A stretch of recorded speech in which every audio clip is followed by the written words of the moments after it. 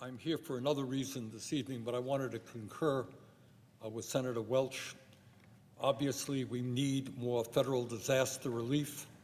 We need reforms in FEMA, and we certainly need a permanent postal office in Montpelier, Vermont. So I want to thank Senator Welch for his work in that area. Madam President, in a few weeks' time, we will mark the one-year anniversary of the war in the Middle East. It has been almost 1 year since Hamas's horrific terrorist rampage on October 7th, which killed 1,200 innocent Israelis and took hundreds of hostages, including Americans. And as I have said many times, Israel had an absolute right to defend itself and respond to the Hamas attack. But tragically, Prime Minister Netanyahu's extremist government has not simply waged war against Hamas. It has waged all-out war against the Palestinian people. Israel has conducted this war with little regard for innocent civilians, bombing indiscriminately, and severely restricting the humanitarian relief operation needed by desperate people. After nearly 1 year of this carnage, out of a population of some 2.2 million people, more than 41,000 Palestinians have been killed and nearly 95,000 injured, 60% of whom are women, children, or elderly people. Let me repeat, 60% of whom are women, children, or elderly people. Madam President, Netanyahu's policies have trampled on international law, made life unlivable in Gaza, and created one of the worst humanitarian disasters in modern history. We cannot continue to turn a blind eye to the scale of the suffering caused by this all-out war against the Palestinian people. 136,000 casualties, most of whom are civilians. The full toll is likely even higher, with thousands of bodies buried beneath the rubble. Madam President, 90% of Gazans, 90% of the people in Gaza have been displaced from their homes. 1.9 million people.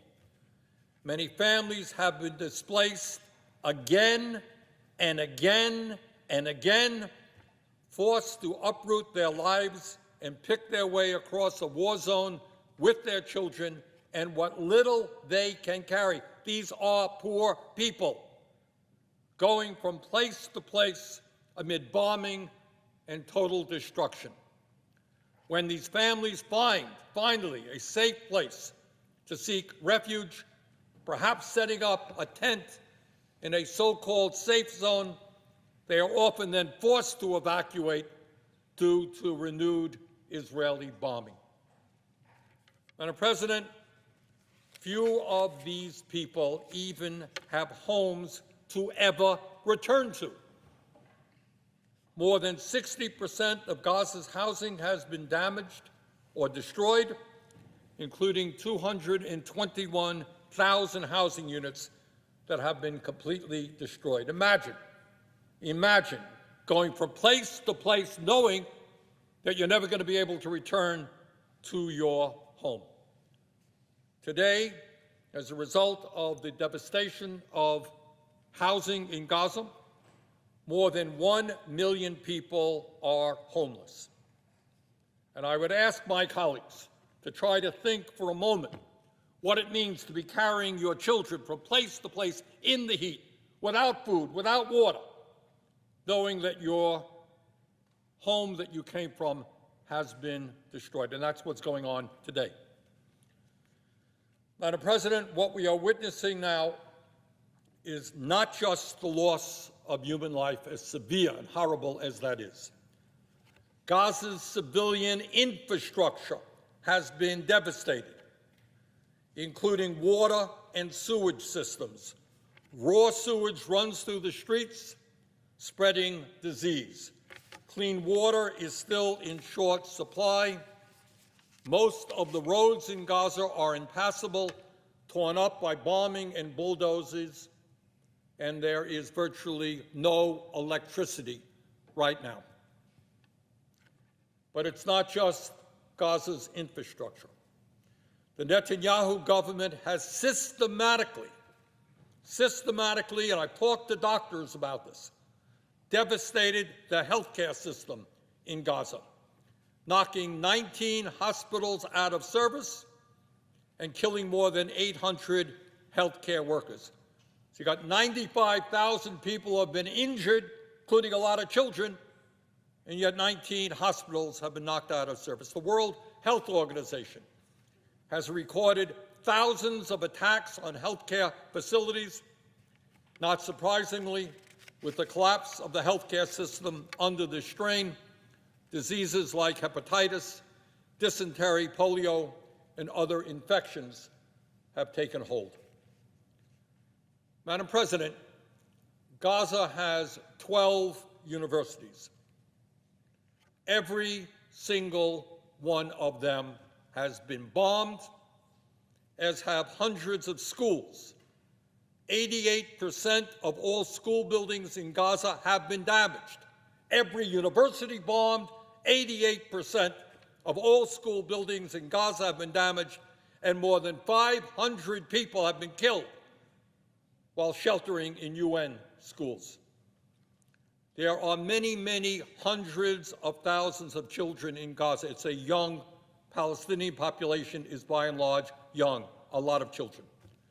Virtually none of them have been in school since this war began. And Madam President, as horrific and unspeakable as all of this is, there is something even worse taking place in Gaza now. And that is, as a result of Israeli restrictions on humanitarian aid, people in Gaza are now starving to death. Leading experts from the UN and other aid organizations estimate that some 495,000 Palestinians, a quarter of the population, face starvation.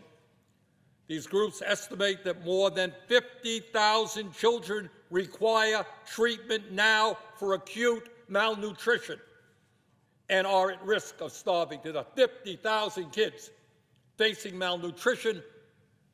And I'm not a doctor, but I know enough to tell you that will impact these children for the rest of their lives. That's what childhood malnutrition does. Malnourished women struggle to breastfeed their newborns. Formula is inaccessible, and even when available, it cannot be used without reliable sources of clean water. According to the UN, virtually every humanitarian organization functioning in Gaza, there is one primary reason for this starvation and suffering, and that is that Israel has severely restricted the amount of humanitarian aid, including food, water, and medical supplies that can reach the desperate people of Gaza. This, Madam President, is a clear violation of U.S. and international law, not just immoral, not just outrageous, but a clear violation of U.S. and international law. And, Madam President, every day, every single day, the bombardment continues. Bombing and shelling carried out with U.S.-provided weaponry, often financed in large part by American taxpayers. U.S. weapons financed by U.S. taxpayers. In the last year alone, Congress has voted to send more than $10 billion in American taxpayer dollars to the extremist Israeli government to buy more of the bombs and more of the weapons they are using to wage war against the Palestinian people. Madam President, enough is enough. U.S. complicity in this horrific war must end. With a group of colleagues, I will soon be introducing a number of joint resolutions of disapproval, which would block some $20 billion in new arms sales to Israel. Resolutions of disapproval are the only tool Congress has to block arms sales which are inconsistent with established U.S. and international law. The Senate will vote on these measures. And let me outline briefly why it is critical that we prevent these sales from going forward.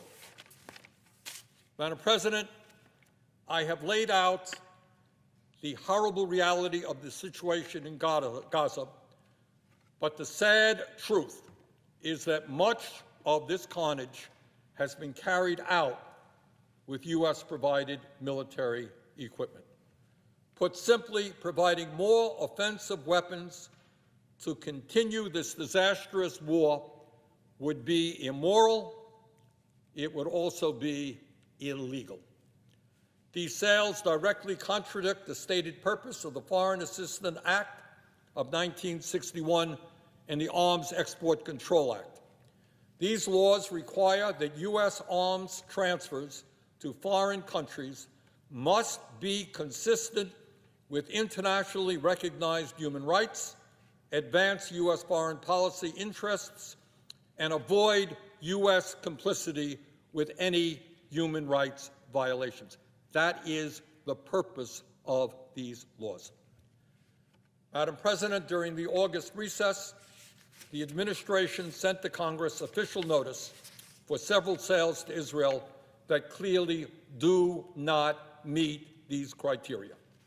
The arms sales total over $20 billion and include transfers of Joint Direct Attack Munitions, or JDAMs, 120-millimeter tank rounds, 120-millimeter high-explosive mortar rounds, medium tactical vehicles, and up to 50 new F-15 fighter aircraft, as well as upgrades for some of Israel's current F-15s.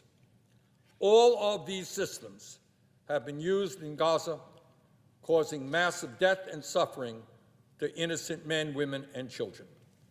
The JDAMs and 120-millimeter tank rounds in particular have been used indiscriminately and are responsible for a significant portion of the civilian casualties. Reliable human rights monitors have painstakingly documented numerous specific incidents involving these systems, leading to unacceptable civilian death and harm. There is a mountain of documentary evidence regarding this. Hundreds of eyewitness testimonies, photographs, videos, and satellite imagery all underscore one simple point. These weapons are being used in violation of U.S. and international law. I have a list here of some of the most egregious incidents involving these systems. Tragically, the list is too long for me to read here on the floor, but Madam President, I ask that this list be included in the congressional record. Without objection.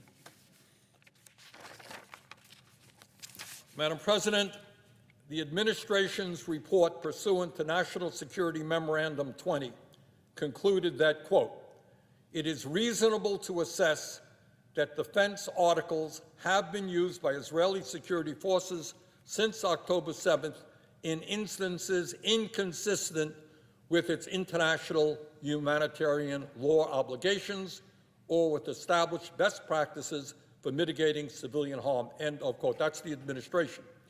The report stated that, quote, high levels of civilian casualties raise substantial questions as to whether the Israeli Defense Force is using effective civilian harm mitigation effectively in all cases, end of quote. That's the administration. Madam President, it's not just the civilian casualties and the violations of international human rights. Other provisions of U.S. law are also applicable. Section 6201 of the Foreign Assistance Act also states that, quote, no assistance shall be furnished to any country when it is made known to the President that the government of such country prohibits or otherwise restricts directly or indirectly the transport or delivery of United States humanitarian assistance, end of quote. Madam President, the whole world has witnessed Israel's restriction of humanitarian aid. The UN and virtually every humanitarian group says that Israel's restrictive policies are the primary cause of the humanitarian catastrophe now taking place in Gaza. The administration says as much, admitting that, quote, Israel did not fully cooperate with United States government efforts, and the United States government supported international efforts to maximize humanitarian assistance flow to and distribution within Gaza, end of quote. In fact, frankly, that severely understates the reality. Madam President, no matter how people here in Washington may try to spin it, the simple fact is that we must end our complicity in Israel's illegal and indiscriminate military campaign, which has caused mass civilian death and suffering. Madam President, the law also says that arms sales must advance U.S. foreign policy interests. If we're going to sell arms, they must advance U.S. foreign policy interests. These transfers, again, fall far short. These sales would reward Netanyahu's extremist government even as it flouts, openly flouts, U.S. policy goals at every turn, and in fact drags the United States closer to a regional war. For months, the Biden administration has been trying to reach a ceasefire deal that would secure the release of the hostages and allow massive amounts of humanitarian aid to flow into Gaza. Every time a deal appears close, Netanyahu moves the goalposts, introducing new demands and torpedoing the deal. It is clear to me that Netanyahu is prolonging the war in order to cling to power and avoid prosecution at home for corruption. That is why hundreds of thousands of Israelis routinely take to the streets to protest his policies. But it's not just his sabotage of a ceasefire for hostage deal. Netanyahu has also overseen record settlement expansion in the West Bank and unleashed a wave of violence there that has killed nearly 700 Palestinians, including 150 children killed over the last 11 months. Because so much focus is on Gaza, we are not paying attention to the disaster taking place in the West Bank. Madam President, Americans have also been caught up in this bloodshed. On September 6th, Israeli security forces shot a 26-year-old American recent college graduate in the head near an illegal settlement in the West Bank. In January, they shot and killed a 17-year-old American high school senior from Louisiana. In February, they shot and killed another 17-year-old American from Florida. And in October of last year, they nearly killed a constituent of mine from Vermont, Dylan Collins, a journalist for Agence France-Presse, with 2 tank rounds. 6 journalists were wounded in an attack which killed a Reuters journalist. The group was clearly marked as press. These are the same tank rounds the administration would provide to Israel in this sale. Needless to say, there has been zero accountability for these deaths. And of course, there has been no accountability for the repeated Israeli settler attacks enabled by security forces on Palestinian towns and villages. No meaningful response to the burning of Palestinian homes and businesses. Nothing but silence in the face of a concerted right-wing Israeli effort to illegally annex the West Bank. Yet those are the Netanyahu extremist government policies that these sales would reward. And I say that to my colleagues. All of this is going on. And should our response to Mr. Netanyahu say, keep it up, here are more arms, here are more money? A government that has caused mass civilian deaths, flouted U.S. and international law, and that is actively undermining key U.S. policies, goals in the region, should not be receiving more financial aid from America and should not be receiving military weaponry from the United States. Madam President, passing a joint resolution to block these sales will make clear to the Netanyahu government that they cannot continue to ignore the U.S. government's demands for an immediate ceasefire and the release of the hostages. It will put pressure on its extremist government to change Israel's military approach and avert a regional war. And it may, just may, begin to restore a shred of U.S. credibility abroad.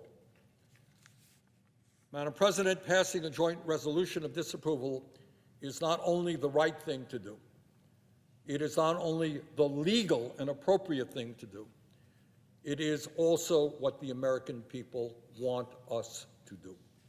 According to a June 5th poll from CBS News, 61% of Americans oppose sending weapons and supplies to Israel, including 77% of Democrats, 62% of independents, and many Republicans as well. And that poll is consistent with earlier polls. Madam President, this is not a new or radical idea. The United States routinely conditions military aid, arms sales, and security cooperation with every other country. This ain't new. We have done it over and over again. And we have done it many times before with Israel. Not a new idea. It is only in recent years that the idea of leveraging aid to Israel to secure policy changes has become controversial. President Ronald Reagan, I say to my Republican colleagues, suspended delivery of F-16 fighter jets to Israel over its raid on the Ozark reactor in Iraq, threatened to suspend military aid to end Israel's bombardment of Beirut, and again threatened to stop military aid to force an Israeli withdrawal from Lebanon in 1982. That was President Ronald Reagan. President Jimmy Carter similarly leveraged aid to change Israeli policies in Lebanon. In 1991, then Secretary of State James Baker threatened to withhold $10 billion in loan guarantees unless Israel stopped settlement expansion. In other words, using arms sales and military aid as leverage is not a new idea done under Republican presidents, Democratic presidents. There is also recent precedent of Congress acting to stop the indiscriminate bombing of civilians. In 2019, Congress passed a series of JRDs to block arms sales to Saudi Arabia over its bombing campaign in Yemen. At that point, the Saudi coalition was directly responsible for roughly 8,000 civilian deaths over 4 years, mostly from airstrikes. Israel has killed 41,000 in less than a year. Madam President, blocking these sales would also be in keeping with actions taken by the international community and some of our closest allies. So what I'm suggesting here is not unique in the world, taking place all over the world, including some of our closest allies. There has been widespread condemnation of Israel's conduct during this war from governments around the world, international institutions, and humanitarian organizations. The United Kingdom recently suspended 30 export licenses for a range of armaments after concluding there was an unacceptable risk they could be used in violation of international humanitarian law. Germany has not approved an offensive weapon transfer since March. Italy, Spain, Canada, Belgium, and the Netherlands have taken similar steps. United Nations bodies have called for an end to the arms shipments fueling the conflict. Madam President, we cannot continue to ignore what the extremist Netanyahu government is doing in Gaza. We cannot continue to be complicit in this humanitarian disaster. The time is long overdue for the U.S. Senate to act, and we must act. I hope my colleagues will support this effort on the floor. and my office is ready to answer any questions that senators may have. Madam President, I yield the floor.